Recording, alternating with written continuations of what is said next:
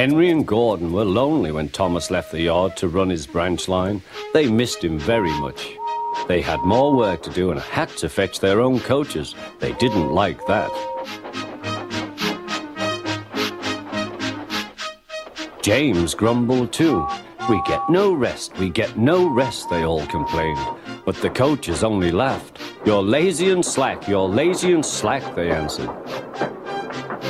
Altogether, the engines were causing the Fat Controller a great deal of trouble. The big stations at both ends of the line each have a turntable. The Fat Controller had made them so that the tender engines can be turned round, because it is dangerous for them to go fast backwards. Tank engines like Thomas don't need turntables. They can go just as well backwards as forwards. But to hear Gordon talk, you would have thought that the Fat Controller had given him a tender just to show how important he was.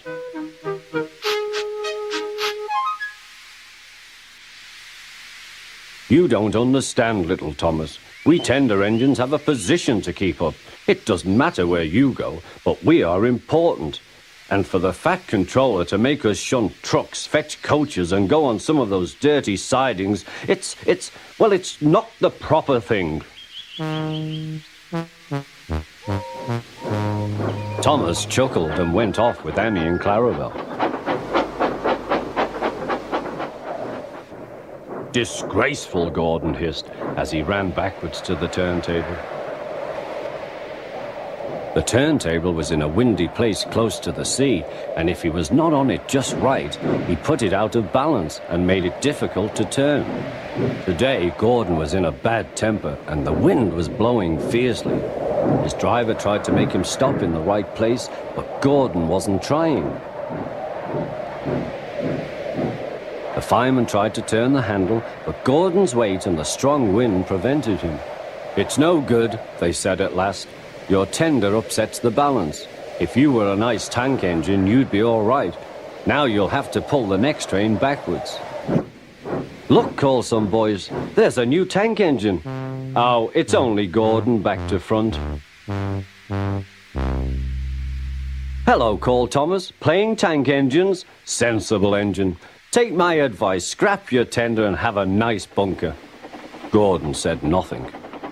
Even James laughed when he saw him. "Take care," hissed Gordon, "you might stick too." "No fear," chuckled James, "I'm not so fat as you." "I mustn't stick," thought James. He stopped on just the right place to balance the table. It could now swing easily. Gordon arrived in time to see everything.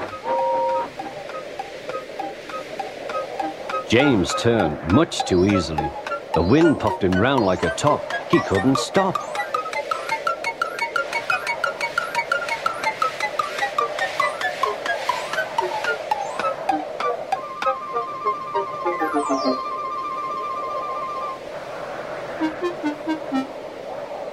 "Well, well," said Gordon, "are you playing roundabouts?" Poor James, feeling quite giddy, rolled off to the shed without a word.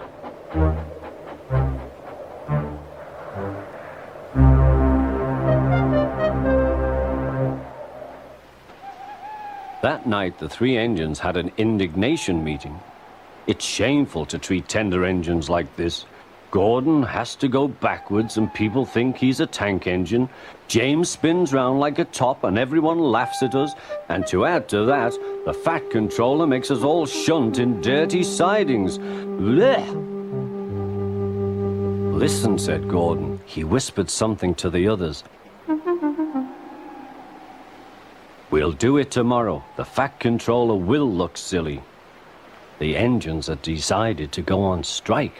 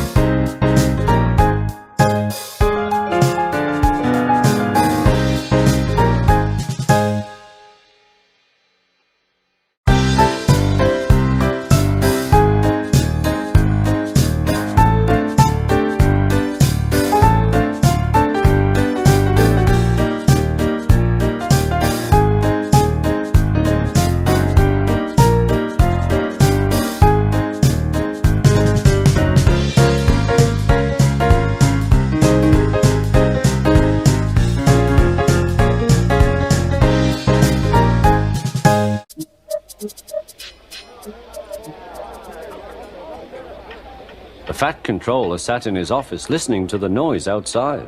The passengers were angry. The station master came in. "There's trouble in the shed, sir. Henry is sulking, there's no train, and the passengers are saying this is a bad railway." "Indeed," said the fat controller, "we cannot allow that." He found Gordon, James, and Henry looking very cross. "Come along, Henry, it's time your train was ready." "Henry's not going," said Gordon. "We won't shunt like common tank engines. That was Thomas's job. We are important tender engines. You fetch our coaches and we will pull them. Tender engines don't shunt." "Oh, indeed," said the fat controller. "We'll see about that. Engines on my railway do as they are told." And he hurried away to find Edward. The yard has never been the same since Thomas left to run his branch line, he thought sadly. Edward was shunting. "Leave those trucks, please, Edward," said the fat controller. "I want you to push coaches for me in the yard." "Thank you, sir, that will be a nice change." "That's a good engine. Off you go, then."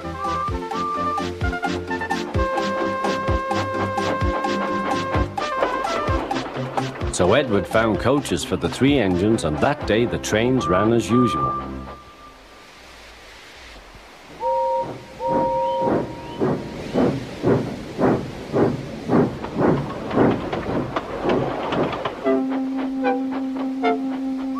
But next morning, Edward looked unhappy. Gordon came clanking past, hissing rudely. "Bless me," said the fat controller, "what a noise." "They all hiss me, sir," answered Edward. "They say tender engines don't shunt, and last night they said I have black wheels. I haven't, have I, sir?" "No, Edward, you have nice blue ones, and I'm proud of you. Tender engines do shunt. But all the same, we do need another tank engine here." He went to a workshop and they showed him all sorts of engines.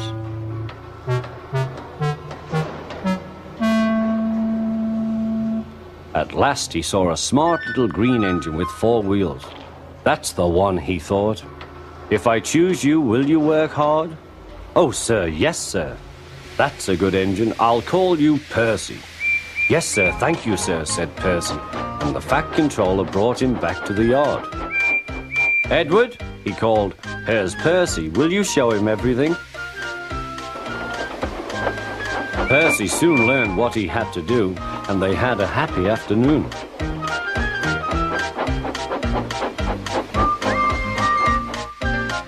Then Henry came by, hissing as usual. "Shee!" went Percy. Henry jumped and ran back to the shed. "How beautifully you wheeshed him," laughed Edward. "I can't wheesh like that." "Oh," said Percy, "that's nothing. You should hear them in the workshop. You have to wheesh loudly to make yourself heard." Next morning, Thomas arrived. "The fat controller sent for me. I expect he wants help," he said to Edward. "Shh, here he comes," replied Edward. "Well done, Thomas. You've been quick. Listen, Henry, Gordon, and James are sulking. They say they won't shunt like common tank engines. So I have shut them up, and I want you both to run the line for a while." "Common tank engines, indeed," snorted Thomas. "We'll show them." "And Percy will help too." "Oh, sir, yes, sir. Please, sir," answered Percy.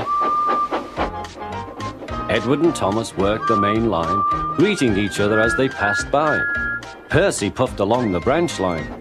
Thomas was anxious about Annie and Clarabelle, but both driver and guard promised to take care of them. There were fewer trains, but the passengers didn't mind. They knew the 3 other engines were having a lesson. Gordon, James, and Henry were cold, lonely, and miserable. They wished now they hadn't been so silly.